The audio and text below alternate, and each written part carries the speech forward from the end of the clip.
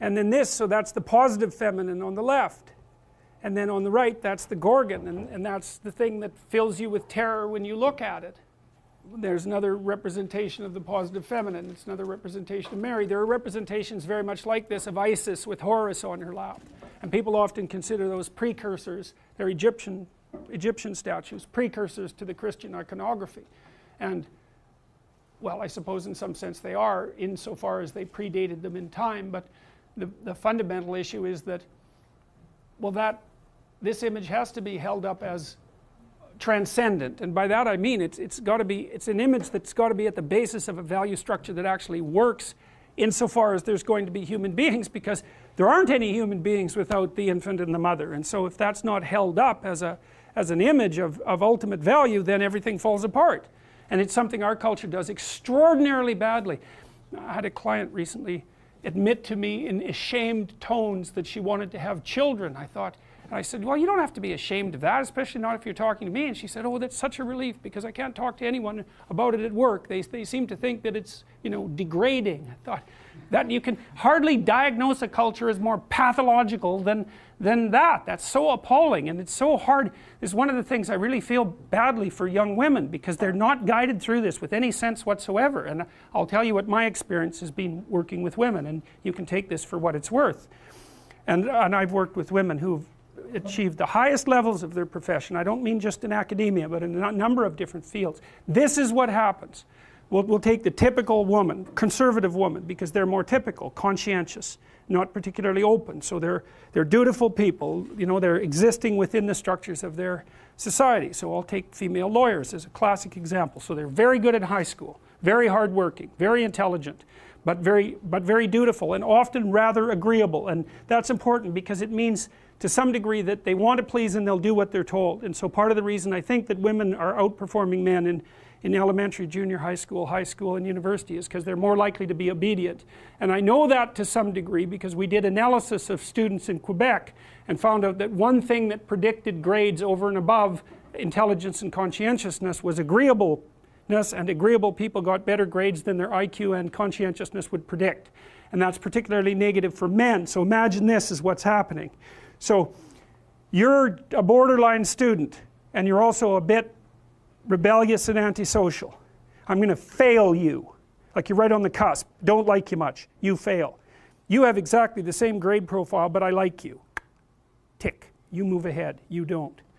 And so one of the things that's dividing men from women as they progress through school is the degree to which they're agreeable. Now, that works out to some degree for women insofar as the agreeableness moves them forward, but they encounter the negative elements of being agreeable later in their careers. Anyways,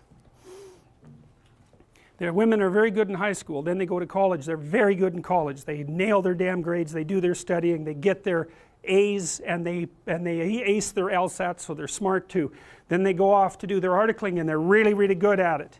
And then they get offered an associate position, and they're really, really good at it, and then by the time they're 30 they make partner, and let's say they're in high pressure, high paying jobs, $250,000 a year, $300,000 a year, $500 an hour. Okay, what's your life like?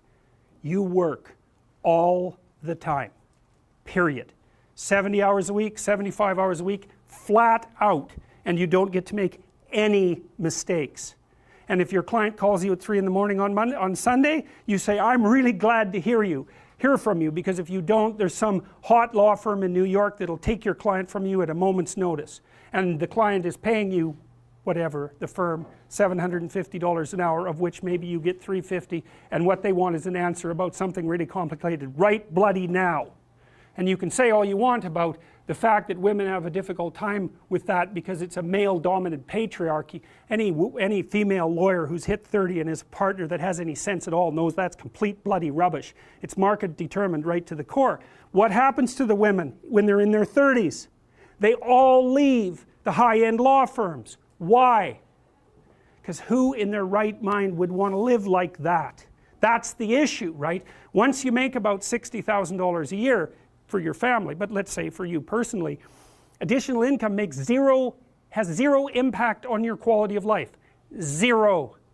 So why work 80 hours a week? Well, men will do it, some men, very few. a handful of hyper-competitive men who are obsessed with hitting the pinnacle of the given dominance hierarchy they're in will happily work 80 hours a week, and they'll forego everything else, relationships, family, children, way in the second category. And so those men are often very difficult to live with too, because they're so obsessed with their career. It's hard to have a relationship with them, and maybe they don't have much of a relationship with their kids, but they're damn good at what they do. And part of that is they're smart and disciplined, and they'll work non-stop all the time. It's like an obsession, and that's the sort of people who run things. Those are the people who run things. Well, they're often also disagreeable too, because you want to manage people? Really? They're not going to like you. You know, and it's not an easy thing to not be liked, and actually if you're an agreeable person, and women are more agreeable than men, it's quite painful to be disliked. But if you're in a managerial and executive position, the probability that people are going to like you is quite low. Now, if you're a real son of a bitch, then they're going to dislike you more. But those positions are very stressful, partly because of the interpersonal dynamics, and they're also incredibly, incredibly competitive.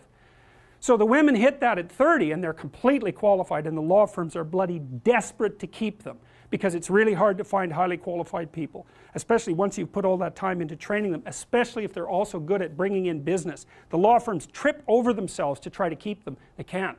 The women think, why in the world am I doing this? Why in the world would anyone in their right mind do this? Especially because they're often married by that point too, and generally they've married a husband who makes as much money or more than them. So they don't need the damn money.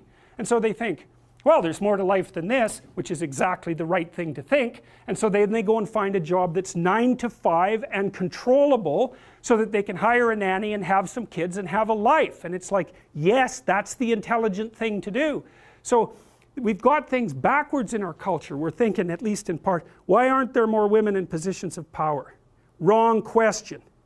The right question is, why are there any men at all who want those positions of power? Because it's not just positions of power. You have to be such a knothead to think that. Oh, it's a position of power. It's like, sure, but it's a position of overwhelming responsibility. And if you make mistakes, you're done.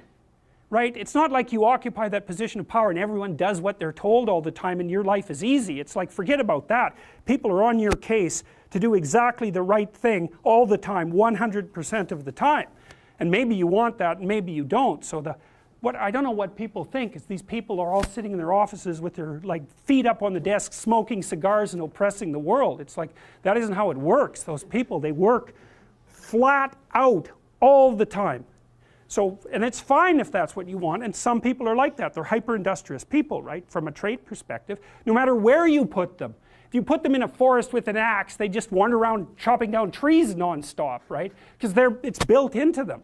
But if you want to have a balanced life, and you should want that, you know, because the other thing you'll find, and this is God's gospel truth, is that the older you get, if you have any sense at all, the more important your family is to you. Like the utility of your career, maybe that peaks around 35 or 40, and it starts to decline pretty rapidly after that. And what happens, if you're fortunate, you have someone in your life that you love, that you've woven yourself together with, and you have some kids so that you have something to do from the time you're 50 till the time you're 80. And so it's a real mistake. It's a barren future without children, man, I can tell you that. It's a real mistake. And so we do a terrible job of say, putting that image forward and saying, well, yeah, now, you know, because women have access to the birth control pill now and can compete in the same domains as men, roughly speaking, there is a real practical problem here. It's partly an economic problem now, because when I was roughly your age, it was still possible for a one-income family to exist. Well, you know that wages have been flat, except in the upper 1% since 1973. Why? Well, it's easy. What happens when you double the labor force? What happens? You have the value of labor. So now we're in a situation where it takes 2 people to make as much as 1 did before. So we went from a situation where women's career opportunities were relatively limited to where they were relatively unlimited, and there were 2 incomes, to where, and so women could work, to a situation where women have to work and they only make half as much as they would have otherwise. And now we're going to go into a situation, this is the next step, whereas women will work because men won't. And that's what's coming now. So there was an economist article showing that 50% now of boys in school are having trouble with their basic subjects. And you look around you in universities, you can see this happening. I've watched it over decades. I would say 90% of the people in my personality class are now women. There won't be a damn man left in university in 10 years, except in the STEM fields. And it's a complete bloody catastrophe. And it's a catastrophe for women, because I don't know where the hell you're going to find someone to have a, you know, to marry and have a family with if this keeps happening. So, and you think when you're 19, because you're so clueless when you're 19, you don't know a bloody thing, you think, well, I'm not really sure I want children anyways. It's like, oh yeah, you tell how well you've been educated. Jesus, dismal, dismal. Without fail, I got to tell you, without fail, I've watched women go through their professional careers, many, many of them. It's a very rare woman who at the age of 30 doesn't consider having a child her primary desire. And the ones that don't consider that, generally, in my observation, there's something that isn't quite right in the way that they're constituted or looking at the world. Sometimes you get women who are truly non-maternal, you know, by temperament. They have a masculine temperament, disagreeable, they're not particularly compassionate, they're not maternal, they're not that interested in kids. Fair enough, man. But there aren't that many of them, and there's plenty who will not admit to themselves that that's what they most desperately want. Do you think women would be better off if they had kids earlier and focused on a career, say in their 30s? Who knows? Like it really is a problem. It seems like a more rational decision to me. Yeah, it's a really tough one. I don't think anybody knows the answer to that, because I mean, if you're 35 and your kids are, say, 10, 11, yeah, then you can go get a bachelor's degree, get your master's. well, It seems more easy that way yeah, than having the career first and then trying to raise young kids. yeah, I can't answer that, because I've seen women do a good job of it both ways. And you do get the odd woman who manages a high-powered career and kids, but Jesus, those women, man, like they buy more powerful microwaves because it'll take 45 seconds to cook the food instead of a minute. And I'm not kidding. It's like they're up at 5, they exercise for half an hour, they make breakfast, they get their kids ready to work, they go to work, they work 14-hour days, flat bloody out. They come home and work for another 2 hours to get their kids organized. They have a nanny to help them out, and then they work for 2 more hours before they go to bed at like 1, and then they're up at 5 and they do that again. And I'll tell you, you better be tough if you're going to do that, physically too, because you'll just burn yourself to a crisp. I've seen some women manage it, you know, but they're tough, and they're rare, because that's a hell of a regimen. And then if anything goes wrong, you know, you have a sick kid or something like that, or there's any sort of crisis in your family, it's just, you know, then it becomes too much. And I don't know the answer to that, you know. I mean, the advantage women have is they live about 8 years longer than men, because testosterone kills men. So, Yeah, but they have a limited time span to have children, right? well, that's right. They pay up front and gain in the long run. But how, it isn't clear how our society should sort this out. We don't know, and it's partly we don't know what to do now that women have control of their reproductive function. It's a big mystery. Yep. I don't have an answer to that either. But I think from a practical aspect, and this goes for both men and women, even if women were to enter the workforce later on, they'd be at competition with people who are younger, and that's always a conflict in the workforce. And people are always hiring younger talent because of how long they can be in the workforce. Yep. Yes, well, and the thing is, young stupid people have the advantage of being young. Middle-aged stupid people have the disadvantage of being middle-aged. And so if you're going to hire a young stupid person or a middle-aged stupid person, you'll go for the young stupid person. And by stupid, I mean, you know, I'm being sarcastic, obviously, but I mean without experience and just getting started in the world. You're much more likely to favor someone young because there's an instant explanation for their relative cluelessness. And it's a problem, you know. So I don't know what the answer is, but one answer certainly is, at least in part, is to start letting young women know what being 30 and being female is like, and also to disabuse them of the notion that there's something magical about a career. First of all, most people don't have careers, man. They have jobs. And the reason you get paid for a job is because you're being asked to do things you wouldn't do unless you were being paid. And so it's not some utopia of cigar smoking with your boots up on your desk. That's for sure. Not that would be such a utopia to begin with.